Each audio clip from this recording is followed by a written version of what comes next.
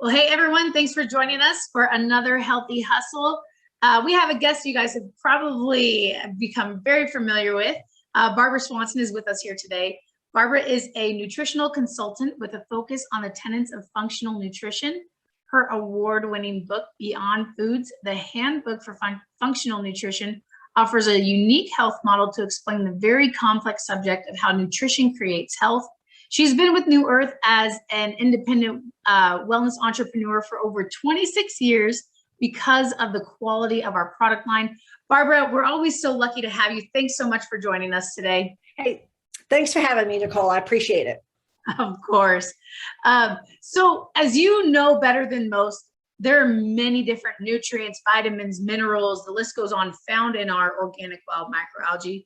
And one of those is PEA. So that's going to be our focus today. So we'll just go ahead and dive in and we'll start with the basics. Barbara, what is PEA?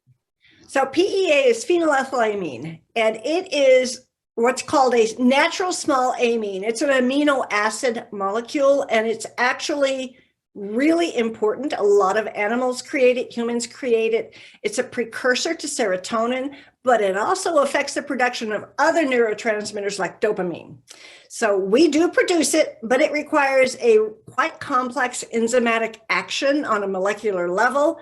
So people who are missing micronutrients often don't effectively produce it. Now, in foods, it's going to be found in microbially fermented foods. So bacteria and fungi contain PEA, and they can help grow in foods that they are fermenting. The most popular version of PEA is chocolate. People call chocolate, you give it because you're in love. It's a love molecule. PEA makes you feel happy. I just found out yesterday that it is only found in fermented and then cooked chocolate. So raw chocolate has no PEA. Really? Which shocked me. Yeah. That is shocking. Oh, I had no idea. I didn't either. Because typically you'd want to go for raw, right? Yeah. Well, I had heard from some other people who are really well educated, like Steve Gagne, for example, that you really don't want to eat raw chocolate, even though eating raw is something I do a lot of. Raw chocolate is known to be fairly full of parasites. And so cooking chocolate is actually one way that they make it safe. And then they also ferment the beans before they cook them. So it's quite the process to create a chocolate that's really a food like we are used to, and one of the few things that does require cooking. Okay, so well, there we go. We know it's in cooked chocolate, and we know cooked chocolate is better anyways. So there you are. And mostly found in algae and fungi. That's our home.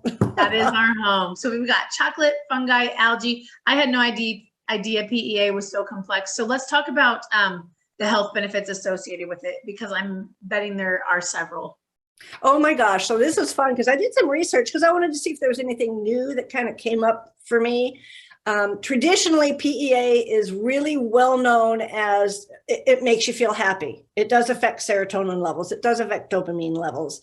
It's called the love molecule. People who are in love have huge amounts of PEA in their body. So I knew about its mood altering benefits as far as really helping you that way. What I didn't know is that PEA is actually produced by lactobacillus, which is acidophilus. Oh. And when acidophilus produces it, it is a potent antimicrobial against Escherichia coli, E. coli. What? So this is this huge health benefit I had no idea of. It has shown to reduce both bacterial cell counts and biofilms, which biofilms are what our pathogens coat themselves in that make it really, really hard to get rid of them. Mm-hmm. Well, PEA apparently attacks the biofilm, making them more vulnerable to being removed by the rest of your immune system.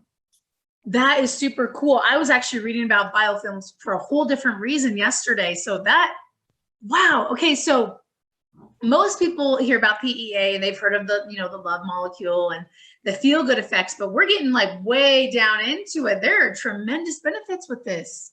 It was so much more than I expected to read about.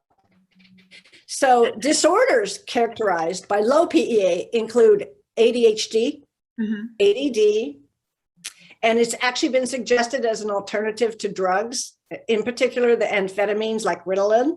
They find it for many kids as effective as taking a drug, because the side effects, of course, of amphetamines are horrific.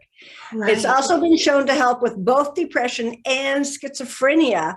And part of that reason is because it reduces inflammation, allowing your brain to uptake dopamine and serotonin correctly. Oh, so we're not just talking it gives you serotonin. It's reducing brain inflammation. It's affecting attention and attention deficit issues. Those are huge benefits. That is really good to hear. I mean, you talk to so many parents who want to take a natural route with their children, with themselves. So it sounds like a lot of science has been emerging with PEA as of recently then, because you're usually, I mean, not usually, you're up to date with the latest and greatest when it comes to nutrients and health. And but when I find information, and this, by the way, this last information I gave you was all from the National Institutes of Health. Okay, good. So we have the site. So if anyone wants to read a little further on PEA, yep, they have a good resource. Fantastic. Yep. So you mentioned, we've talked about the benefits. We know that there's PEA. We talked about chocolate. Where else can we find PEA? What are good resources that we can use daily to make sure we're getting enough PEA in our own diets? For sure, the very best resource is AFA algae. AFA algae has a significant concentration of PEA. And because algae is a micronutrient, it's a small single cellular microscopic thing. That means the nutrients within that cell are also extremely tiny, and that is what allows assimilation to be very effective. So even though PEA, like synthetic PEA they create in a lab, that gets broken down in your gut. Science suggests that really small PEA molecules found in foods like algae do not get broken down as much, and therefore become much more bioavailable to the body and brain. So it's kind of the best. It kind of goes with the kind of what we say with anything else, right? When it comes to nutrients, we want to look for them in their real whole form so our body can recognize them. So PEA is really no different than any other nutrient when it comes to sources, right? Absolutely. And the other source, which is, I think, interesting, is fermented aged raw cheese. Really? Because that fermentation process enhances the PEA production, which dairy usually contains very little or no PEA, but it will start to create PEA as it is fermented and aged. There we go. So we're looking for like a quality organic source of fermented aged cheese, because we don't want the standard stuff that you buy at the store. That's not going to do it, right? Not even close. And you can't like make cheeseburgers and right, melted cheese and think you're going to get PEA. That you might feel good for a while, but it's not PEA. I'm eating my nachos, I'm getting my PEA. No, that's not how it works. I wish, right? Yep. So we've talked about benefits. We've talked about sources. You said AFA algae is fantastic. We have chocolate, fermented cheese, fermented foods. Why should someone consider being cognizant about adding PEA to their diet? Like, why care? I love that. That's such a great question. Well, obviously feeling like you're in love, feeling that happy, that's a pretty solid Benny right there to me. However, science, as I just showed you, is really now only beginning to discover some of the really complex activities PEA has. It's an anti-inflammatory. That's going to help your brain health tremendously. And considering that brain health issues affect the elderly in particular, a very, very high percentage of elderly people have brain dysfunction issues. And so PEA would be, in my opinion, a way to support the best health you can have as you age. Cool. So healthy aging. I mean, we all want healthy aging. We all want our minds as we get older. It's usually our minds and our looks, right? Oh, the wrinkles and can I think clearly? Can I do the activities that I want to do? So PEA, healthy aging. I like it. And then for young kids, you know, again, it helps brain inflammation. And a lot of kids do deal with ADD issues, you know, issues of attention. The world is a very scattered place right now. There's a lot to pull kids away from a healthy brain function, and not just dietary, you know, just all the electronic input that most kids are subjected to is tremendous. PEA is going to be a way to help support their brain health, regardless of everything else going on in their life, in my opinion. Awesome.